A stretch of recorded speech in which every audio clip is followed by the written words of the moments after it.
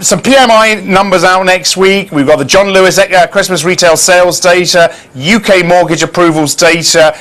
Is it going to be more of the same? Strength? I think the exception might be retailing, actually, where, you know, the anecdote from the retailers and some of the surveys in the run up to Christmas and the consumer confidence numbers are a little bit on the weak side, but part of that may just be coming off of a very strong Q3 from a retailing point of view, and of course the weather has screwed things up a bit as we headed into Christmas. So you may get more of a bounce in January on that one, but across the other sectors, services, construction, manufacturing in the UK, things look very rosy really at the moment. Mm-hmm. All right, well, let's talk about construction as well, and housing, which of course has been a big theme. The UK mortgage approvals data, what are your expectations? Well, they may well get to around about the 70,000 mark, maybe a tad below in the latest release. You'll remember in time of the August inflation report, the Bank of England was saying they expected approvals to be around 70,000 by the end of the year.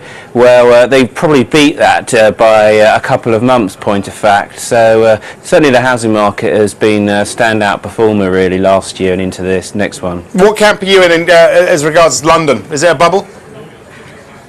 Well, I wouldn't call it a bubble. What I would say is that the housing market is very expensive, and perhaps as sterling appreciates and other bits of the globe strengthen economically, particularly in Europe, you may see a little bit less of the foreign inflows of cash into the London market. That may take some of the heat out of it, but I wouldn't be looking for any kind of correction next year. And what's Carney's big plan going to be at the beginning of the year? Are we going to see any more, I hate to say it, backpedaling from Carney?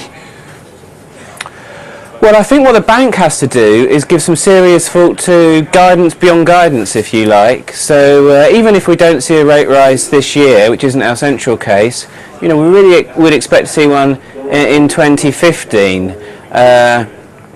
Now, the bank has said relatively little about the rate tightening cycle after the first rise, and really it needs to build up a framework where it can inform the market on its thoughts about that, because otherwise the market will get ahead of itself, gilt yields will rise, that will hit the housing sector and some of the vulnerable borrowers out there, and the bank doesn't want any of that really. So it needs to sharpen its communication tools.